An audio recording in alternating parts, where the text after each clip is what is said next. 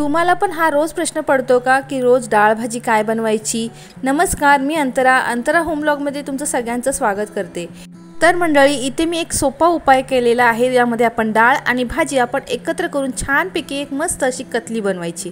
इथे बघू शकता मी 5 प्रकारच्या डाळी सगळ्या भिजत घातलेल्या, चणा डाळ, मूग डाळ, उडीद डाळ, तूर डाळ। आपल्याकडे ज्या अवेलेबल डाळी असतील ना त्या सगळ्या भिजत घालायच्या आणि अर्धा तास त्या भिजत ठेवायच्या आणि त्या कुकरला शिजवून घ्यायच्या बरं का। आणि इथे मी घेतलेला आहे पालक। हा पालक आमच्या गावचा आहे आणि त्याच्यामध्ये मिक्स भाजी आहे। पालक असा एकत्र पालकच नाही, त्याच्यामध्ये माठाची भाजी पण आहे जी गावाला कोकणामध्ये सर्रास उगवली जाते। तर ही भाजी मी आता मस्त धुवून घेऊन चिरून घेणार आहे, कारण याला माती लागलेली आहे। पण गावची ही बिना खताची भाजी असल्यामुळे याला जास्त धुवायची गरज नाही।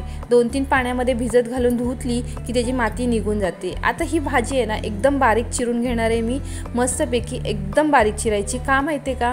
कारण आपण ही कुकरला लावणार नाही आहोत, बारीक चिरूनच आपण डायरेक्ट फोडणीला देणार आहोत आणि आपण भाजी शिजवतो तशी भाजी शिजवणार आहोत। तर बरं का मंडळी, एक टोप ठेवलेला आहे, त्याच्यामध्ये तेल टाकून कढीपत्ता टाकलेला आहे आणि याच्यामध्ये 1 चमचाभर मोहरी टाकून घ्यायची आपण आणि त्याच्याबरोबरच जिरंही टाकून घ्यायचं आहे आणि हे छानपैकी तडतडलं की त्याच्यामध्ये आपण लाल मिरच्या टाकायच्या, ज्या आपल्या काश्मीरी लाल मिरची वगैरे आपण फोडणीला वापरतो त्या मिरच्या टाकू शकता तुम्ही, किंवा तुमच्याकडे सुकलेल्या लाल मिरच्या असतील तर त्याही टाकू शकता, त्याने चव छान येते।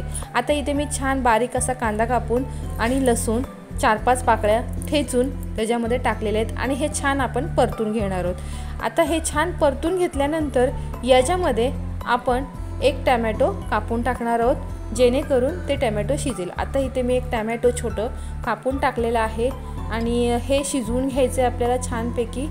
तर तुम्ही वेगवेगळ्या प्रकारच्या भाज्या वापरून अशी डाळ भाजी करू शकता। इथे बघू शकता टोमॅटो आपलं छान शिजलेलं आहे, सॉफ्ट करून घ्यायचं। आता याच्यामध्ये आपण सुके मसाले ॲड करून घेऊयात। इथे मी अर्धा चमचा हळद टाकून घेतलेली आहे, 1 चमचाभर लाल तिखट टाकून घेतलेले आहे, हे घरचं तिखट आहे। आणि त्याचबरोबर आपण याच्यामध्ये थोडा 1 चमचाभर गरम मसाला ॲड करूयात आणि हे छानपैकी आपण परतून घ्यायचं आहे व्यवस्थित। मसाले आपले कच्चे राहिले नाही पाहिजेत, कारण आपण डायरेक्ट फोडणी देणार आहोत डाळीला, तर हीच आपली फोडणी असणार आहे। हे आपण छानपैकी परतून घेतलं आहे। आता याच्यामध्ये आपण जो चिरलेला पालक आहे तो आपण टाकून घ्यायचा आहे आणि हा छानपैकी याच्यामध्येच आपण शिजवून घ्यायचा आहे। आपण या डाळी सगळ्या शिजवून घेतलेल्या आहेत, त्यामुळे पालक आपण शिजवून घ्यायचा आहे छानपैकी। ह्याला पाणी सुटतं, पाणी टाकायचं नाही, बिना पाण्याचंच ह्याला शिजवून घ्यायचे आपण ह्याला भाजीला।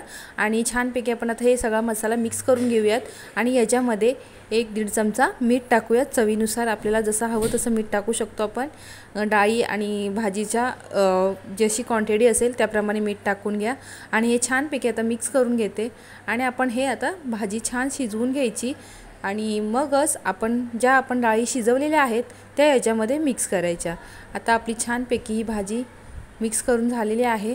थोडा 2 ते 3 मिनटं आपण झाकण लावून ही थोडी भाजी शिजवून द्यायची।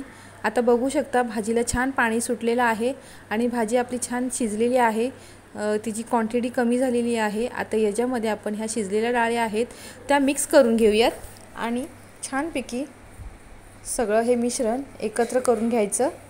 आता पालक आणि डाळ ही आपण छान एकत्र करून घेतलेली आहे आणि ह्याच्यामध्ये आपल्याला जसं पाणी हवं तसं टाकायचं आणि मग त्याच्यामध्ये आपण चिंच टाकून घ्यायची थोडीशी आणि झाकण लावून 2 ते 3 उकळ्या काढून घ्यायच्या आणि वरून मग कोथिंबीर टाकायची। इथे छानपैकी मी आता कोथिंबीर टाकलेली आहे आणि माझं ताट रेडी झालेलं आहे। इथे बघू शकता नाचणीचं घावणं आहे, पालकची कतली आहे, दही, शेंगांची भाजी, वडी भात, असं सगळं जेवण तयार आहे।